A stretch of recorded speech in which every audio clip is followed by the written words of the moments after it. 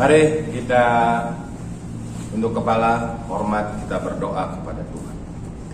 Bapa, terpujilah Engkau kekal untuk selama-lamanya, yang terus memberikan anugerah untuk kami umat-Mu bisa bersekutu, beribadah kepada Tuhan. Engkau Tuhan yang selalu setia untuk melawat kami dengan firman-Mu, supaya kami tetap terus semakin dalam berakar dan bisa semakin kuat bertumbuh, sehingga menghasilkan buah-buah untuk hormat kemuliaan bagi nama Tuhan. Berkati semua jemaat-Mu yang sedang merindu akan firman Tuhan, dan juga hamba-Mu yang Tuhan pakai menjadi serana untuk memberitakan firman-Mu. Terpujilah Allah, dalam nama Yesus kami berdoa. Amin. Ya, salam Bapak Ibu, saudara sekalian yang dikasihi oleh Tuhan Yesus Kristus. Ya, kita mengingat bahwa pada tanggal 1 Februari ya, saudara kita dari suku atau etnis Tionghoa merayakan Xinjia atau Imlek ya, satu hari pergantian tahun atau disebut dengan juga menyambut musim semi. Nah, bagi saudara kita etnis Tionghoa yang beragama Konghucu Buddha, mereka beribadah, bersyukur di tempat ibadahnya masing-masing.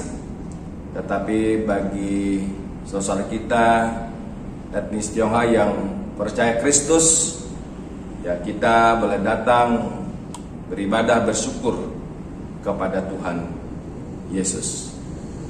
Ya, saya tidak terlalu banyak mengerti tentang Imlek atau Xinjia ini, tetapi ya sedikit ada gambaran menyambut musim semi, yaitu di mana ladang kebun pada semua berbunga, yang memberi satu gambaran tentang ya hari gembira, sukacita yang luar biasa, dengan ya berbagai pernak-perniknya. Di dalamnya ada dibuat kue keranjang, ya, kue namanya kue lengket, yang semua rasanya serba manis. Ada ya segala macam di dalamnya ya.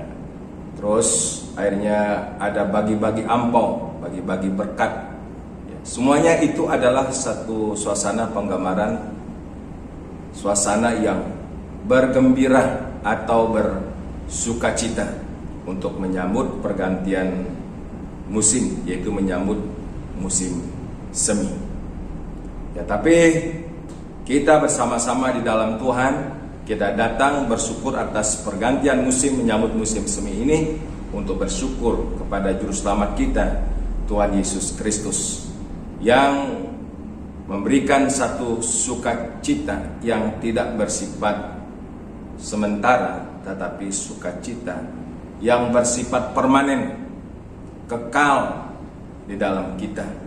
Satu sukacita yang tak pernah mengenal musim. Dalam setiap musim, dalam setiap waktu, bahkan dalam setiap keadaan, kita dimampukan atau disanggupkan untuk bergembira, bersukacita di dalam Tuhan. Nah, mari kita bersama-sama sebagai umat Tuhan yang kita merayakan Imlek. Hari ini kita belajar firman Tuhan mengenai sukacita kekal dalam Kristus. Kita akan lihat di sini sebuah prinsip-prinsip ya, bagaimana kita boleh bersyukur, boleh ya bergembira atas hari pergantian musim yang menyambut musim semi yang disebut dengan Imlek ataupun mungkin Xinjia. Baik, bersama-sama saya mengajak untuk merenungkan firman Tuhan dari kitab Filipi pasal yang keempat, ayat yang keempat. Demikian firman Tuhan, bersukacitalah senantiasa dalam Tuhan. Sekali lagi kukatakan, bersukacitalah. Ini satu pernyataan firman Tuhan yang sangat luar biasa, pernyataan firman Tuhan yang kekal. Nah, kita merenungkan tema pada hari ini dalam rangka kita juga menghayati ataupun mengenang ataupun kita merayakan Imlek ini. Ya, karena suasananya serba gembira, serba sukacita, ya, dengan berbagai tanda-tanda ataupun banyak hal yang dipakai sebagai sebuah simbol perayaan ini. Nah, kita merenungkan mengenai sukacita kekal dalam Kristus. Kita akan belajar dari kitab Filipi ini yang ditulis oleh Rasul Paulus dari penjara di Roma. Nah, sifat daripada kitab Filipi ini adalah nuansa yang paling kental adalah surat sukacita atau kitab sukacita yang ditulis oleh Rasul Paulus di tengah-tengah situasi yang sebenarnya sangat kontradiktif. Ya, seenak-enaknya dalam penjara, nggak ada orang yang mau masuk penjara. Tetapi saudara, walaupun di tengah situasi, di tengah-tengah penjara yang sulit ini, tapi disitulah Rasul Paulus dalam iman percayanya pada Yesus Kristus tidak menghalangi dia untuk bersukacita, tidak menghalangi dia untuk bersyukur, memuji akan nama Tuhan, dan bahkan menulis pernyataan firman Tuhan ini yang memberikan satu pengajaran yang luar biasa pada jemaat Filipi pada waktu itu, termasuk kepada kita pada hari ini. Ya, di tengah-tengah situasi yang rasanya mustahil dan tidak mungkin untuk bersukacita, tetapi justru disitulah ya Rasul Paulus sebagai seorang anak Tuhan, pengikut Tuhan, sebagai pelayan Tuhan yang mengalami Tuhan, dia mampu untuk tetap bersukacita. Nah, sukacita inilah yang perlu kita pelajari. Sukacita inilah yang perlu kita miliki supaya sukacita kita tidak ditentukan oleh musim, tetapi musim apapun dalam hidup kita, baik musim menuai ataupun tidak menuai, musim paceklik ataupun ada musim kemakmuran, dalam semua keadaan ini kita tetap bersukacita. Kenapa? Karena memang jelas firman Tuhan dikatakan demikian, bersukacitalah senantiasa. Terus, tidak pernah berhenti untuk tidak bersukacita. Tidak ditentukan oleh perkara-perkara untung rugi, menuai atau tidak menuai, tetap bisa mampu bersukacita di dalam Kristus. Bersukacitalah senantiasa di dalam Tuhan, dalam Tuhan Yesus. Ini dahsyat luar biasa. Mari kita bukan hanya mendengar sebuah tema sukacita kekal dalam Kristus. Kita akan belajar. Dengan kita belajar, kita bisa menghayati lebih dalam. Dengan kita menghayati, kita bisa mengalami dalam hidup kita, dalam sebuah kenyataan. Kita tetap bisa bersukacita dalam segala keadaan. Artinya bersukacita senantiasa. Nah, untuk itu kita belajar dari kitab Filipi pasal 1. Di situ ada ucapan syukur dan doa daripada Rasul Paulus. Salah satu dari sekian pengucapan syukur dan juga doa syafaatnya kepada Tuhan. Salah satu dari isi doanya adalah supaya kita anak-anak Tuhan, umatnya, memiliki pengenalan yang benar, pengenalan yang benar akan Kristus. Saya tidak membaca semua pasal ini, tetapi saya memberikan sebuah penekanan bagaimana kita memiliki sukacita kekal dalam Kristus. Yang pertama adalah kita harus memiliki pengenalan yang benar tentang juru selamat kita, Yesus Kristus. Maka pada ayat yang ke-9, ya, dari saya katakan tadi, dari salah satu pengucapan syukur dan juga isi doa syafaatnya adalah demikian. Dan inilah doaku, semoga kasih-Mu makin melimpah dalam pengetahuan yang benar dan dalam segala macam pengertian, sehingga kamu dapat memilih apa yang baik, supaya kamu suci dan tak bercacat menjelang hari Kristus. Ini satu isi doa yang sangat penting, yaitu isi doa yang berbicara mengenai supaya kita anak-anaknya, umatnya, memiliki pengenalan yang benar akan Kristus. Saudara, umat yang tidak mengenal Tuhan itu sama dengan kebinasaan. Nah, supaya kita jangan binasa, tetapi memiliki satu hidup kekal, dalam salah satu poin yang penting perjalanan kita mengiring Yesus dalam sebuah proses yang tak pernah berhenti, dalam sebuah proses yang tidak pernah berhenti. Kita harus terus memiliki satu semangat, satu kerinduan, satu ketulusan untuk mengenal siapa juru selamat kita, siapakah pribadi Yesus yang kita sudah percaya, yang sudah kita akui sebagai juru selamat dalam hidup kita. Kenapa saudara? Dengan kita memiliki satu semangat kerinduan yang besar untuk terus mengenal siapa Dia, juru selamat kita Yesus Kristus, itu akan membawa lebih dalam lagi satu ikatan kasih. Kalau kita ada ikatan kasih yang lebih dalam dengan Yesus, dalam kasih kita melimpah mengenal siapa Yesus, itu akan membawa kita kepada sebuah relasi, hubungan, persekutuan yang indah di dalam Dia. Kalau kita betul-betul ada persekutuan yang indah di dalam Kristus, ini pasti akan membawa sebuah sukacita surgawi, sukacita rohani, sukacita kita karena Kristus.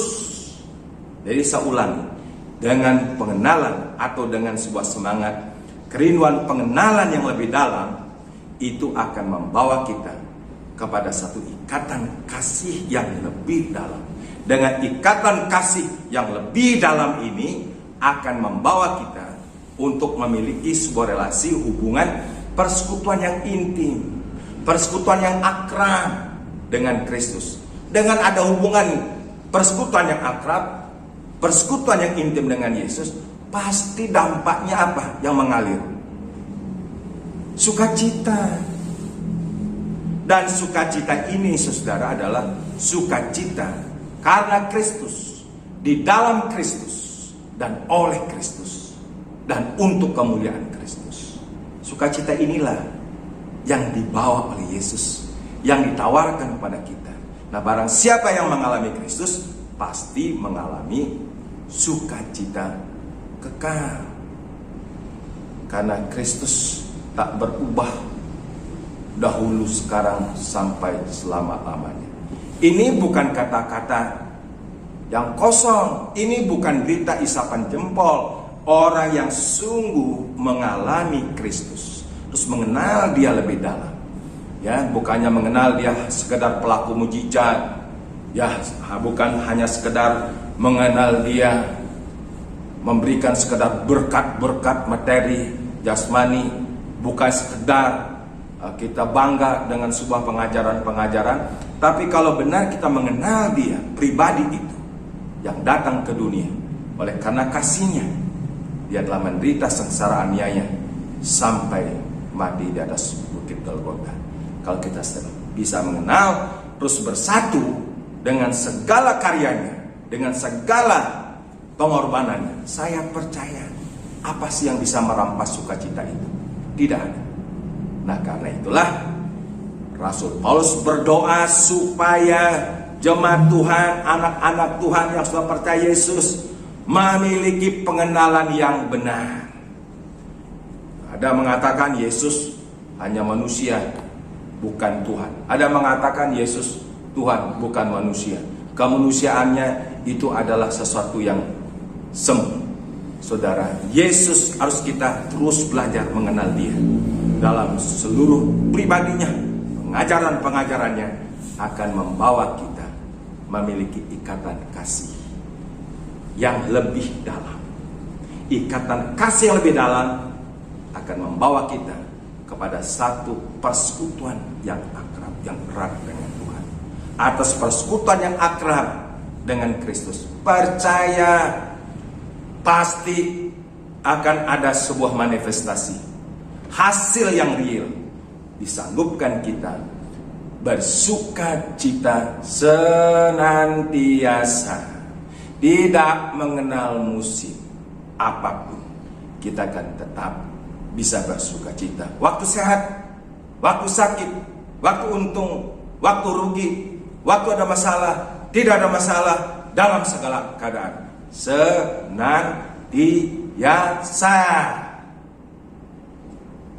senantiasanya di dalam Kristus. Tidak bisa senantiasa di luar Kristus, senantiasa di dalam Kristus.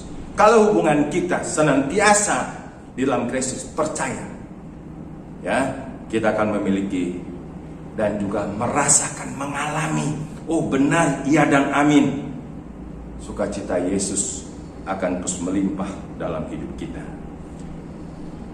Bagaimana kita memiliki sukacita kekal Kristus ini? Yang pertama, kita harus memiliki pengenalan yang benar tentang Kristus. Yang kedua, kita harus memiliki karakteristik Kristus. Karakter Kristus, sifat-sifat Kristus. Nah, itu kita pelajari dalam Filipi pasal 2 ayat yang kelima ya sampai dengan yang ke-8. Nah, dalam Filipi pasal 2 ini, saudara, di mana Rasul Paulus memunculkan sedikit, rupa-rupanya sukacita jemaat Filipi ada sedikit terganggu. Karena apa? Karena ada dua wanita yang saling berselisih ya, satu sama lain, yaitu Sintike dan Eunike, ya, sehingga membawa sedikit masalah dalam jemaat Filipi ini. Terus Rasul Paulus atas hal ini memberikan satu solusi, yaitu menggait atau membimbing untuk di mana kita orang percaya untuk melihat kepada pribadi Kristus. Pada ayat 5 sampai ke 8 dikatakan demikian, hendaklah kamu dalam hidupmu bersama menaruh pikiran dan perasaan yang terdapat juga dalam Kristus Yesus, yang walaupun dalam rupa Allah tidak menganggap kesetaraan dengan Allah itu sebagai milik yang harus dipertahankan, melainkan telah mengosongkan dirinya sendiri dan mengambil rupa seorang hamba dan menjadi sama dengan manusia, dan dalam keadaan sebagai manusia ia telah merendahkan dirinya dan taat sampai mati, bahkan sampai mati di kayu salib. Jadi saudara, kalau kita mengeksposisi atau mendalami tentang karakteristik Yesus Kristus, itu terlalu banyak. Namun saya ambil satu poin yang paling penting. Bagaimana supaya kita bisa bersatu? Bagaimana supaya kita bisa sehati sedikit? Bagaimana supaya kita bisa rukun satu sama lain? Mari kita belajar dari salah satu karakter Kristus, yang adalah Allah itu sendiri telah turun ke dunia yang najis dan kotor dalam keadaan manusia. Ya, dia telah rela menderita sengsara, bahkan sampai mati di kayu salib. Ini artinya apa? Ini artinya satu keadaan atau karakter di mana Yesus sebagai pribadi yang sangat rendah hati. Jadi kerendahan hati ini itu harus mendapat tanda petik.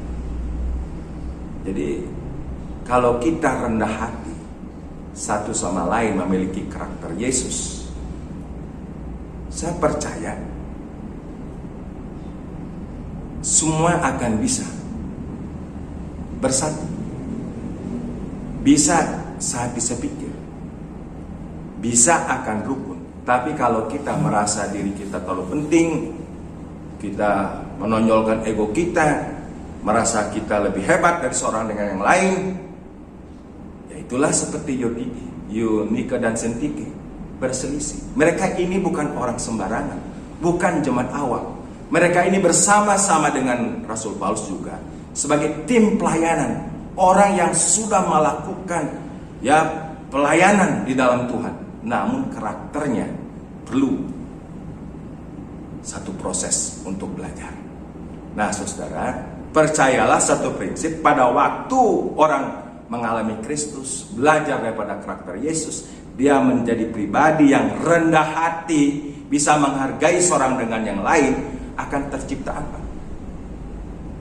Akan tercipta yang namanya kesatuan, tercipta yang namanya sehati sepikir, tercipta yang namanya kerukunan, tercipta yang namanya, kembali pada pasal 1, adanya persekutuan. Persekutuan dengan Tuhan dan persekutuan dengan sesama, satu sama lain. Nah, kalau sudah terjadi kerukunan, di mana ada kerukunan pasti ada sukacita. Nggak mungkin orang rukun itu sedih. Nggak mungkin orang rukun itu mengalami sesuatu yang tidak menyenangkan. Orang yang rukun sehati sepikir bisa bersatu, entah suami istri dalam rumah tangga, entah di dalam pergaulan, di dalam gereja Tuhan, dalam rumah Tuhan. Kalau kita rukun, pasti akan diwarnai dengan apa? Sukacita. Sukacita karena kita rukun di dalam Kristus. Sukacita karena kita rukun, karena kita menghayati tentang karakter Yesus yang rendah hati. Ini bukan teori. Boleh dicek kalau kita rendah hati, ya bisa menghargai seorang yang lain lebih pada diri kita. Kita rukun satu sama lain, 1, 2, 3 orang, belasan orang, puluhan orang dalam rumah Tuhan. Pasti sukacita. Tidak mungkin tidak. Ada keriangan, ada kegembiraan. Ini yang memang ditekankan oleh Tuhan. Ya, memiliki sukacita kekal dalam Kristus Yesus. Dengan jalan apa? Menghayati karakteristik Yesus. Menjadi orang-orang yang rendah hati. Kita bisa bersatu, bersekutu. Kita rukun. Pasti bersukacita di dalam Kristus. Sukacita senantiasa. Kita akan belajar pada pasal 3. Bagaimana kita memiliki sukacita yang kekal? Yang pertama, memiliki pengenalan yang benar akan Kristus. Yang kedua, kita memiliki karakteristik Kristus itu apa? Pribadi yang sangat rendah hati. Karena rendah hati, dia rela melepaskan semuanya, mengorbankan semuanya. Demi apa? Keselamatan saudara dan saya. Ini renungkan baik-baik.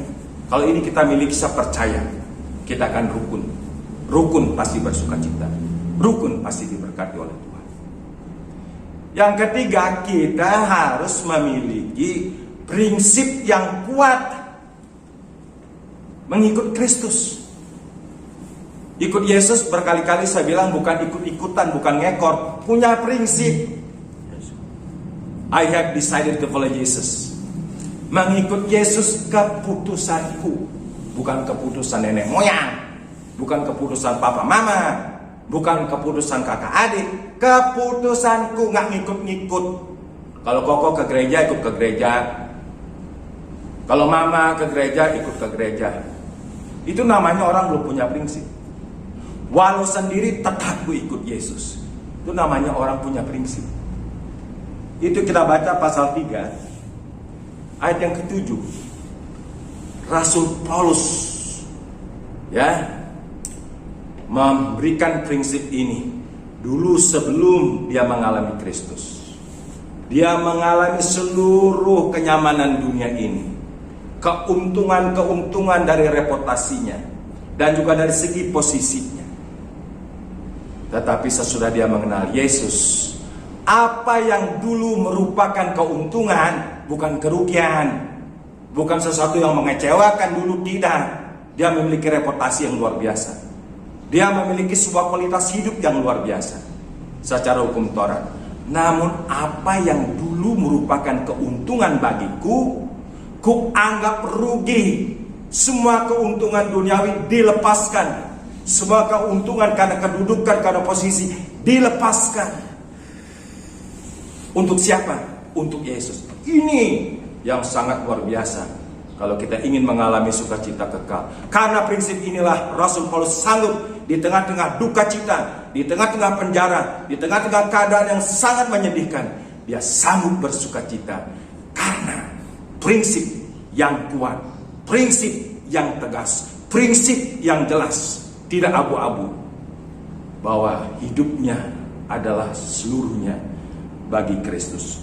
Dikatakan demikian. Ayat 7, saudara boleh baca sebelumnya. Ini ayat firman Tuhan luar biasa dahsyat. Tetapi apa yang dahulu merupakan keuntungan bagiku, sekarang kuanggap rugi karena Kristus. Malahan segala sesuatu kuanggap rugi karena pengenalan akan Kristus Yesus Tuhanku. Lebih mulia daripada semuanya. Oleh karena dialah aku melepaskan semuanya. Semua yang hebat-hebat dulu di luar Kristus, kebanggaan-kebanggaan, dilepaskan semuanya, tidak ada yang ditinggalkan. Ya, terus dikatakan demikian, dan menganggapnya sampah supaya aku memperoleh Kristus. Saudara, dalam Imlek ini, ya, ini kan berlangsung secara universal. Saudara kita yang Konghucu, Buddha mungkin mereka pergi ke kelenteng, wihara, ya, itu adalah ada ritual-ritualnya. Mungkin juga saudara dulu melakukan hal itu sebelum mengenal Kristus. Makanya kita masih harus kritis. Sekarang sudah kita mengalami Kristus, segala ritual kepercayaan, ya, yang di luar Yesus itu harus ditinggalkan. Jangan ada ilah lain. Makanya kita sebagai orang percaya dalam Yesus Kristus bersyukur ke rumah Tuhan, bersyukur kepada Tuhan Yesus Kristus. Jangan sampai masih ada warna atau mungkin bau kepercayaan lama. Sama, ada kue keranjangnya atau kue lengket, ada ampaunya, ada jeruknya, segala macam gitu rupa. Orang bikin sesajen, kita nggak boleh lagi makan jeruk. Bagi jeruk boleh, bagi ampau boleh, makan kue keranjang juga boleh, tetapi ritualnya harus dilepaskan. Jangan abu-abu. Jangan kita pegang percaya lugu yang lama, yang dulu. Kepercayaan dalam Yesus juga kita pegang. Nggak bisa, nggak ada persatuan antara gelap dengan terang. Mesti jelas, saya milik Yesus, saya ikut Yesus. Saya mau dalam Imlek ini hanya bersyukur pada Yesus. Mau, ya, kita memuji Tuhan dalam Yesus Kristus. Saya mau bergembira, bersukacita di dalam Kristus. Itu prinsip yang kuat. Ada banyak yang perlu diuraikan di sini, saudara. Artinya bahwa kalau ingin memiliki sukacita kekal Kristus, tinggalkan jubah yang lama, tinggalkan baju yang lama, tinggalkan kepercayaan yang lama, tinggalkan semua kehidupan yang lama. Kita boleh betul-betul 100% menjadi ciptaan baru dalam Kristus Yesus. Kenapa? Jadi barang siapa dalam Kristus, dia ciptaan yang baru. Yang lama sudah berlalu, yang baru sudah datang, yaitu karakter Yesus, pribadi Yesus. 2 Korintus 5:17. Ini harus tegas di masa Imlek ini. Jangan nanti kita masih bawa sesajen, oh kan itu kelihatannya baik juga. Jangan, saudara, jangan. Kita mesti kritis. Sama-sama seperti suasananya gembira, suasananya sukacita, segala macam menyambut musim. Kita bersukacita bukan sekedar menyambut musim, kita bersukacita senantiasa di dalam Yesus sebagai apa? Ciptaan baru di dalam Dia. Itu yang ketiga. Bagaimana kita memiliki sukacita kekal dalam Yesus Kristus? Yang keempat adalah kita memiliki damai kekal dalam Kristus. Pertama, memiliki pengenalan yang benar. Yang kedua, memiliki karakteristik Yesus. Yang ketiga, memiliki prinsip yang kuat, ya, bahkan yang bulat, nggak bisa diganggu gugat. Dan yang keempat, memiliki damai kekal dalam Kristus Yesus. Itu kita baca dari pasal 4 ayat yang ke-7. Dikatakan demikian. Damai sejahtera Allah yang melampaui segala akal akan memelihara hati dan pikiran dalam Kristus Yesus. Saya tambahkan dalam Kolose pasal 3 ayat yang ke-15. Hendaklah damai sejahtera Kristus memerintah dalam hatimu, karena untuk itulah kamu telah dipanggil menjadi satu tubuh, dan bersyukurlah. Saudara, kualitas damai dalam Kristus itu sangat berbeda dengan gambaran damai secara duniawi. Maka dikatakan Roma 14:17, kerajaan Allah bukan persoalan makan minum, bukan soal properti, bukan persoalan deposito, bukan persoalan materi dunia, zona aman, bukan, jauh sekali. Kerajaan Allah berbicara tentang hidup damai sejahtera. Bukan nanti di sorga, di bumi ini, saudara-saudara. Kita boleh mengalami suasana sorga, kualitas sorga, jangan tunggu nanti mati terus masuk sorga. Di sekarang di dunia ini, kita bisa mengalami damai sorga, yaitu damai sejahtera yang Yesus karuniakan buat kita. Makanya kerajaan Allah bukan soal makan minum, bukan soal pakai, bukan soal punya rumah banyak atau semua fasilitas, properti, materi, bukan. Tetapi soal kebenaran, hidup dalam kebenaran, hidup dalam damai sejahtera dan sukacita oleh Roh Kudus. Kalau kita memiliki Kristus, kita telah memiliki damai sorga yang sudah dibawa dalam hidup kita. Ya, datanglah kerajaanmu, jadilah kehendakmu di bumi seperti di sorga. Saudara, kita mengalami damai Kristus di bumi ini. Damai yang kuberikan kepadamu berbeda dengan damai dari dunia. Damai yang dari Kristus, damai kekal yang tidak bisa, saudara, diganggu gugat oleh apapun keadaan situasi dari dunia ini. Kalau sudah memiliki Kristus, sekalipun mungkin keadaan kita banyak masalah, banyak pergumulan, banyak pencobaan, mungkin ada situasi yang tidak mungkin kita tenang. Di tengah-tengah situasi itu, kita tetap sanggup mengalami damai Kristus. Karena itulah ada kata kerja, hendaklah damai Kristus memerintah, bertata. Berarti damai Kristus menguasai kita, bukan keadaan dunia yang menguasai kita, tetapi damai Kristus yang menguasai kita. Makanya ada lagu mencari damai dalam Yesus, bersama Dia kita tetap damai sekalipun di tengah pencobaan. Di dalam Dia ya kita tetap tenang, ya walaupun ya mungkin situasi tidak tenang, kita bisa tetap mengalami damai Kristus. Kenapa? Kita memiliki Kristus, memiliki damai kekal. Dan damai kekal itu menjadi raja, karena Yesus adalah raja damai. Ya, Yesus raja damai. Makanya kita terima Yesus, damai itu bertata. Hendaklah damai itu memerintah.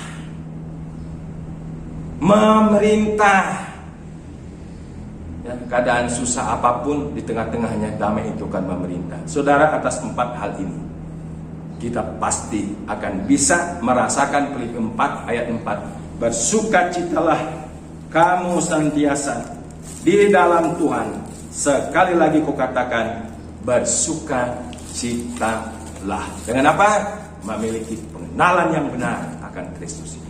Dengan apa? Memiliki karakteristik Yesus Kristus.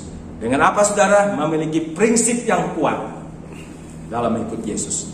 Dengan apa saudara? Memiliki damai kekal dalam Yesus Kristus. Maka biarlah dalam Imlek, dalam Sinja ini kita diberkati. Kita memiliki sukacita, kegembiraan yang melampaui segala akal. Tuhan Yesus memberkati kita. Selamat buat saudara yang boleh merayakan Imlek. Rayakanlah dalam iman percaya kita, dalam sukacita kita kepada Kristus. Mari kita berdoa. Bapa kami di sorga, terima kasih pengajaran Tuhan pada hari ini. Kami sungguh bersyukur, dan itu memang iya dan amin, bahwa kami yang sudah dalam Yesus Kristus memiliki damai kekal, memiliki sukacita kekal dalam Kristus Yesus. Kami akan meneruskan dengan perjamuan kudus. Biarlah perjamuan kudus pada hari ini akan boleh membawa kami satu penghayatan bagaimana kami bersatu dalam penderitaan, kesengsaraan, bahkan dengan kematian-Mu, dengan pengorbanan-Mu, supaya kami boleh mengalami dan juga memiliki satu kuasa kebangkitan Yesus Kristus. Terpujilah Allah kami, dalam nama Yesus kami berdoa. Amin. Puji Tuhan bagi kita semua yang telah dibaptis. Mari bersama-sama kita mengambil bagian dalam perjamuan kudus. Dan bagi kita yang belum dibaptiskan, mohon kesabarannya sampai nanti saudara menerima baptisan kudus demi ketertiban kita di dalam berjemaat. Mari bersama-sama rendahkan hati, kita menghadap pada Tuhan dalam doa kita bersatu. Mari kita tenang dan kita renungkan pernyataan firman Tuhan.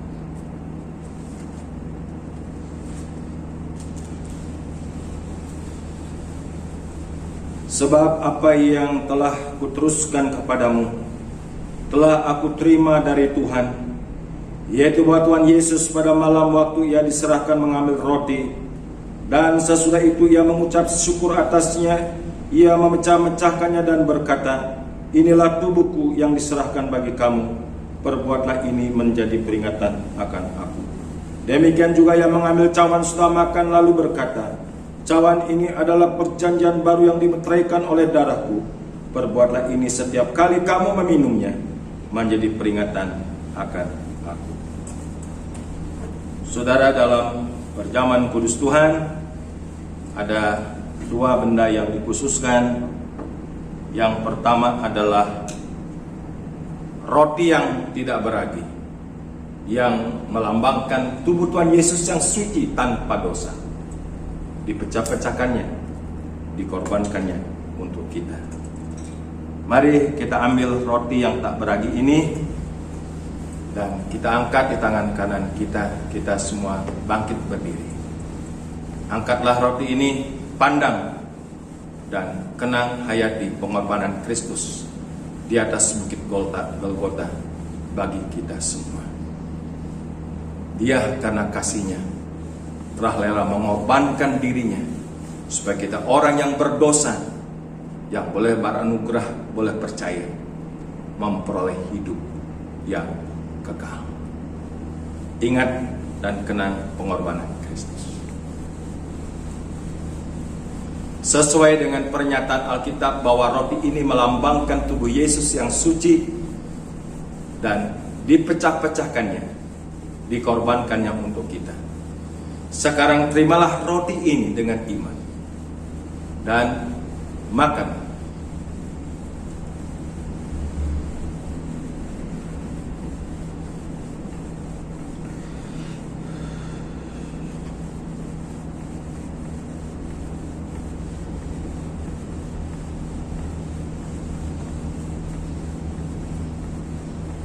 Dan yang kedua adalah anggur yang melambangkan darah Tuhan Yesus, darah yang suci. Tidak ada pengampunan dosa tanpa penumpahan darah. Dan darah itu bukan darah lembu atau darah kambing biasa, tapi darah Yesus sebagai penggenap nubuatan yang disebut dengan anak domba Allah. Terpujilah nama Tuhan. Kita manusia yang tak berdaya dengan dosa, tapi Yesus sudah menyelesaikannya dengan sempurna di atas bukit Golgota. Mari angkat anggur ini di tangan kanan kita, sambil kita mengenang, mengingat, bahkan menghayati, merenungkannya setiap waktu tentang kasih yang luar biasa, di mana Allah mengorbankan putra yang tunggal supaya barang siapa percaya tidak binasa, melainkan beroleh hidup yang kekal. Salibnya, salibnya selama mulia, dosaku dihapuskan oleh darah Yesus. Sesuai juga dengan nats Alkitab bahwa anggur ini melambangkan darah Tuhan Yesus yang suci, tanpa dosa, dicurahkannya demi pengampunan segala pelanggaran salah, bahkan segala dosa-dosa kita. Sekarang terimalah anggur ini dengan iman dan minum.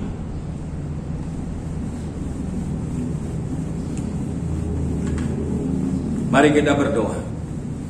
Bapa di surga, terima kasih banyak bahwa hari ini kami kembali bisa bersekutu, bersatu di dalam pengorbanan, dalam kesengsaraanmu, dan dalam kematian. Terima kasih karena Engkau menganugerahkan pada kami iman percaya.